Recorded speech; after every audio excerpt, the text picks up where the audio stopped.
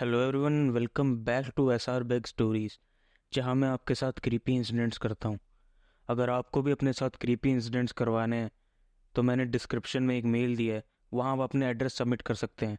So without wasting any more time, let's start wasting you. पर आज पहली बार मेरे चैनल पे एक कोलैब है, वो भी कोई ऐसा वैसा कोलैब नहीं है। दिस इज अल्फा की। मैं अक्षित को बहुत ही लंबे टाइम से आता हूँ, 3 साल पहले से, और हम दोनों ने साथ साथ में ही यूट्यूब की शुरुआत करी थी। भाई ये सब तो ठीक है, बट आप ये बिना हॉरर म्यूजिक के भी तो बोल सकते थे। मतलब हम इस कोलैब के बारे में बहुत टाइम से प्लान कर रहे थे and finally here we are.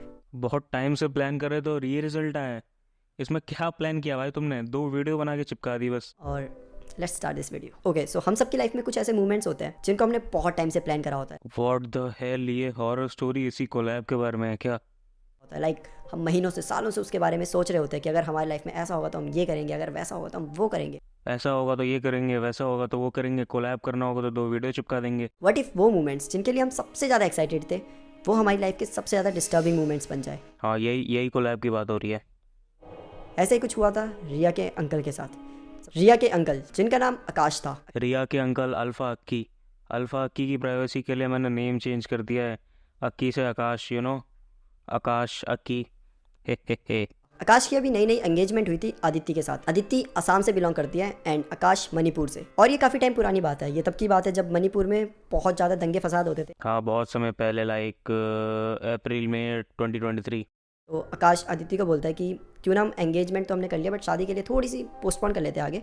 एक बार ये या तो दंगे फसाद रुक जाए या तो मेरा एक बार ट्रांसफ़र हो जाए, मेरा कहीं और ट्रांसफ़र हो जाएगा, हम तब आराम से शादी कर लेंगे। मेरी गर्लफ्रेंड का भी यही जवाब था जब मैंने उससे शादी के लिए पूछा, बट हम दोनों तो सेम जगह रहते हैं। वेल थोड़े दिनों में ऐसा ही होता है, आकाश का प्रमोशन भी हो जाता है और उसका ट्रांसफ़र भी हो जाता है। एंड ट्रांसफ़र भी और कहीं नहीं बल्कि असम में ही होता है। तो अब आकाश और आदित्य दोनों असम में है। तो आकाश अपने फ्लैट पहुँचता है, वो गेट खोलता है, ठीक है, सब कुछ खाना वाना उसने पहले खा लिया है, तो बस अब पैकिंग करना चालू करता है क्योंकि सुबह उसे जाना होता है। सब कुछ जब वो पैक कर रहा होता है तो उसे याद आता है कि उसने सुबह कुछ कपड़े धोए थे जो कि बाहर बालकनी में सूख रहे हैं। तो आकाश जाता है बालकनी से सारे कपड़े निकाल।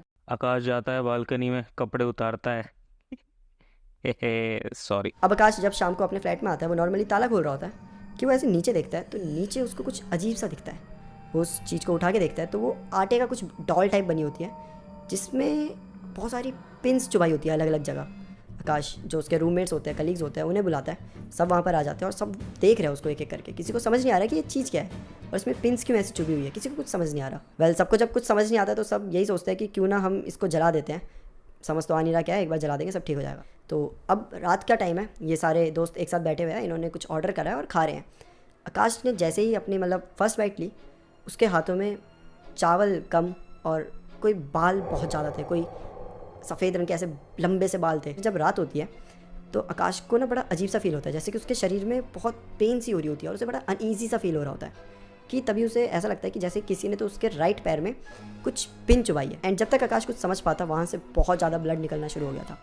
वो जल्दी से अपना फ़ोन उठाता है और अपने सारे दोस्तों को मिला के बोलता है जल्दी आ जाओ, मेरे ब्लड निकल रहा है, सब आ जाओ। तो जितने उसके कलीग्स होते हैं सारे भागे भागे उसके रूम में आते हैं। जैसे उसके रूम पर आते हैं, वो जो ब्लड होता है वो पूरा गायब हो गया होता है। लाइक जैसे कि मानो वहाँ पे कुछ था ही नहीं, उसके पैर में कुछ हुआ ही नहीं है। दर्द आकाश को अभी भी हो रही है बट वो कुछ समझा ही नहीं पा रहा है कि ये क्या हो रहा है। सारे कलीग्स आते हैं, वो पूछते हैं कि भाई तू ठीक है, क्या हुआ? तो पूरा बताता है कि ब्लड ये सब, लेकिन किसी को समझ नहीं आता कि भाई दिख तो कुछ नहीं रहा। इसलिए लड़कों को पीरियड्स भी नहीं समझ आते। वेल आकाश बोलता है कि चलो कोई बात नहीं, एक काम करो तुम सब मेरे साथ यहाँ पर सो जाओ। सारे जितने भी दोस्त होते हैं उसके साथ ही सो जाते हैं वहाँ पर। आकाश आदित्य को कुछ नहीं बताता क्योंकि फालतू में वो भी परेशान हो जाएगी। तो आदित्य को कुछ नहीं बताता और ऐसे ही ये रात निकल जाती है। वेल जैसे ही सुबह होती है कि आकाश एकदम से बेहोश हो जाता है। कलीग्स जल्दी से उसका फ़ोन लेते हैं और जो लास्ट डायल होता है वो आदित्य का नंबर होता है। सब आदित्य को कॉल मिलाकर बोलते हैं कि ऐसा ऐसा हो चुका है, आप कुछ करें, आप जल्दी से आओ, इसे हम अकेला नहीं छोड़ सकते। तो एंडिंग में ये डिसाइड होता है कि आकाश को आदित्य के घर ले जाया जाए। घर ले जाने जैसे ही लगते हैं तब आकाश को होश आ जाता है और आकाश ऐसे एकदम होश में आ जाता है जैसे कि क्या हुआ, मैं तो एकदम ठीक हूँ, मुझे तो कुछ नहीं हुआ। वेल उसे वो पूरा बताते हैं कि भाई तू बेहोश हो गया था, इतने टाइम से बेहोश था। तो जब आकाश को ये पता चलता है उसे भी बड़ा धक्का सा लगता है, अजीब सा लगता है। आकाश बोलता है अच्छा ठीक है, तो एक काम करते हैं, जो डिसाइड हुआ है वही करते हैं, मैं आदित्य के घर चला जाता हूँ। एंड आकाश आदित्य के घर चला जाता है। अब आदित्य के घर में भी काफ़ी टेंशन थी, एक तो होने वाले दामाद जी आ रहे हैं और वो इस हालत में आ रहे हैं। घर जमाई इस हालत में आ रहे हैं, पैर पे खोल लगा है, सर पे चोट लगी और मुंह में बाल है। तो आकाश आया है, वहाँ पे बैठा हुआ है, उसके साथ सब बैठे हुए हैं कि अदिति नोटिस करती है कि आकाश के जो पैर है उसमें से वापस से खून निकलना चालू हो गया। और वो ऐसा नहीं है कि थोड़ा बहुत खून निकल रहा है, वो बहुत ज़्यादा निकल रहा होता है। और ये देख के अदिति बहुत ज़ोर से चिल्ला देती है। आकाश जैसे अदिति को देखता है उसे एकदम फिर से ऐसा फील होता है कि जैसे उसे किसी ने बहुत ज़ोर से पिन चुभाई हो। और जैसे आकाश को ये फील होता है, आकाश एकदम मतलब चिल्ला देता है कि फैमिली डॉक्टर होता है, उसे जल्दी से बुलाते हैं। वो आता है, वो आकाश का पूरा चेकअप करता है और उसे समझ नहीं आता कि ये एकदम से क्या। वो भी यही बोलता है कि मुझे ऐसा कुछ समझ नहीं आ रहा कि ये एकदम से क्या हो रहा है, बट मैं आपको रिकमेंड करूँगा कि आप एक बार फुल बॉडी चेकअप करा लें कल। और इसी के साथ जो डॉक्टर होता है वो एक मौलवी साहब को भी जानता था और उसी ने रिकमेंड किया होता है कि मैं एक मौलवी साहब को जानता हूँ, तो आप हो सके तो एक बार वहाँ पे भी होकर आ जाएं, क्योंकि ये कुछ नॉर्मल नहीं लग रहा मुझको। अब तो 10,000 का फुल बॉडी चेकअप करने क्यों बोला? ये स्टोरी देख रहे हो कितनी कन्वीनियंट है, डॉक्टर ही बोल रहा है मौलवी साहब के पास जाने को। सब के सब आकाश को अगले ही दिन मौलवी जी के पास ले जाते हैं। ऐसे ये मौलवी साहब कौन से मॉल में मिलेंगे? जैसे ही वहाँ लेकर जाते हैं, मौलवी जी पूरा आकाश के मतलब अच्छे से समझते हैं कि क्या हो रहा है उसके साथ, क्यों हो रहा है। और फिर वो बताते हैं कि किसी ने ना आपके ऊपर बहुत बहुत ताकतवर और बहुत बुरा काला जादू करा हुआ है। और वो इतना ज़्यादा ताकतवर है कि वीडियो एटलीस्ट 20 मिनट की बनेगी। कि उनके बस की तो नहीं है, मौलवी जी कहते हैं मेरे बस की 9 है। नहीं है, बट एक है जो उन्हें ठीक कर सकते हैं और वो बिहार में रहते हैं।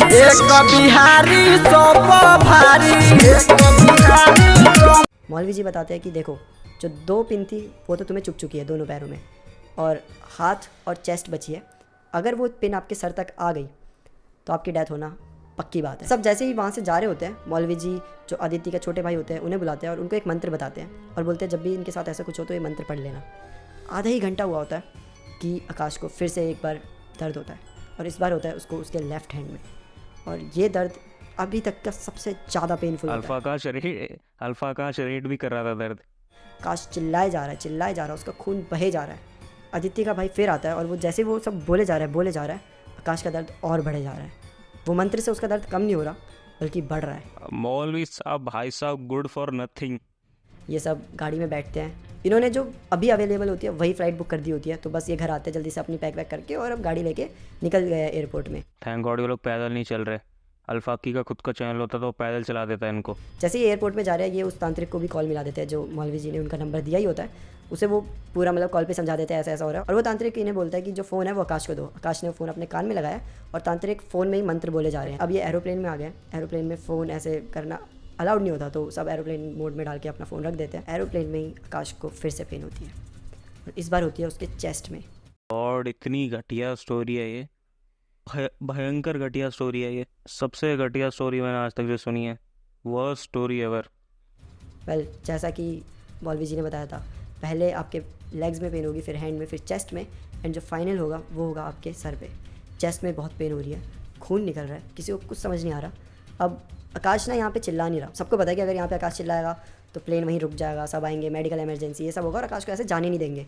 आकाश वो नहीं चाहता था। आकाश चाहता था कि बस कैसे तो करके मैं तांत्रिक तक पहुँच जाऊँ। तो इतनी गंदी स्टोरी, छीची तो वहाँ पे ना आकाश की एक फ्रेम होती है जो मतलब आदित्य और आकाश की ऐसे फ्रेम लगी हुई है, और अदिति नोटिस करती है कि आकाश के यहाँ से खून निकलने लग जाता है। इतनी गंदी स्टोरी किसने सबमिट करी है स्टोरी? ये देखकर अदिति बहुत रोती है। ये आदिति के डायलॉग से स्टोरी में बस इतने ही है। तो ये थी गाइस आकाश की स्टोरी। और जो अदिति है वो रिया की रियल आंटी है। तो यहाँ पे हमने थोड़े से रिलेशन चेंज कर दिया क्योंकि रिया ने हमसे रिक्वेस्ट करा था कि उसके रिलेशंस एंड नेम सब कुछ चेंज कर दिया जाए। नाम चेंज करवा के क्या होगा, स्टोरी चेंज करो। अगर मेरी स्टोरी इतनी घटिया रहती तो मैं स्टोरी चेंज करवाने बोलता। ये ब्लैक मैजिक एंड ऑल ये बहुत ज़्यादा होता है। इनफैक्ट आप कहीं नॉर्मल जा रहे हो तो चौराहे पे आपको एक थाली दिखी मिलेगी, कुछ नींबू मिले होंगे, कुछ ऐसा, उस पर फूल वूल ये सब पड़े होंगे, आप सब ने देखे होंगे कहीं ना कहीं। तो उन सबको कभी क्रॉस मत करना, उन सबको बस देखा है तो दूर से चले जाना, उन्हें पॉइंट भी मत करना। जैसे अपने दोस्त के साथ जा रहे होते हैं तो कहते हैं कि जैसे ऐसी कुछ चीज़ें रखी है तो ऐसे दोस्त को भी नहीं दिखा, देख देख वो ऐसा कुछ रखा है, देख ये देख। अगर तुम्हें दिखा है चुपचाप अपने दोस्त का हाथ पकड़ो और दोस्तों का हाथ पकड़ो और बोलो आई लव यू। अब ये तो घटिया स्टोरी थी बहुत ज़्यादा, मैंने बीच बीच में से बहुत ज़्यादा जगह पे काट दिया है। अगर आपको पूरी स्टोरी सुननी है तो मैंने लिंक डिस्क्रिप्शन में दिया हुआ है, वीडियो लाइक कर देना उनकी। अब मैं आपको अपनी रियल स्टोरी सुनाता हूँ। जल्दी से लाइट बंद कर लीजिए अपने कमरे की, क्योंकि डिसलाइक के लिए सिर्फ मोबाइल की लाइट काफ़ी है। मेरे घर में एक जने की नई दूसरी शादी हुई थी, मेरे वाइफ की। तो मैं घर में बिल्कुल अकेला था। घर काफ़ी बड़ा था और जाने वाला था डिवोर्स के बाद, और मैं बिल्कुल अकेला था उस घर में कुछ दिन के लिए। मेरी वही मोनोटोनस लाइफ थी, सुबह उठना, काम पे जाना, घर आना, सो जाना एंड रिपीट। एक दिन मैं सुबह उठ के देखता हूँ कि एसी बंद है, जबकि मैं चला के सोया था। मैंने इग्नोर कर दिया, मैं अपने काम में लग गया। मैं नहाने लगा, मैं नहा ही रहा था कि मैं देखता हूँ कि किसी ने लाइट बंद कर दिया। मेरी हालत ख़राब हो गई है। मैं जल्दी से बाहर निकला और देखा कि स्विच बंद है। मुझे थोड़ा सा अजीब तो लग रहा था, बट मैंने सोचा क्या पता मैं हेलुसिनेट कर रहा हूँ। मैं काम पे जाता हूँ, बट मेरी कार चालू ही नहीं हो रही थी, जबकि तेल पूरा भरा हुआ था। फिर मुझे CNG बस से जाना पड़ा। लेट भी हुआ। मैं ऑफिस से काम करके घर आता हूँ, टीवी चलाता हूँ तो टीवी भी बंद हो जाता है अपने आप। सब अपने आप बंद हुए जा रहा था। मेरी बहुत हालत ख़राब थी, बट मैं इसको इग्नोर करके किसी तरह अपने मुंह पर रजाई दबा के सो जाता हूँ। मुझे लगने लगा था कि पक्का कोई आत्मा है यहाँ पे जो ये सब कर रही है। स्विच बंद करना, गाड़ी ना चलने देना, AC TV ना चलने देना। मैं सो जाता हूँ। अगले दिन उठता हूँ, फिर से AC बंद था, पंखा बंद था, सब बंद था। मैं गूगल करता हूँ क्या ग्रेटा थर्नबर्ग मर गई हैं। रिजल्ट आते कि नहीं, she is fit and fine. तो आई वॉज रिलीव्ड, कोई वहम ही होगा। Bye bye.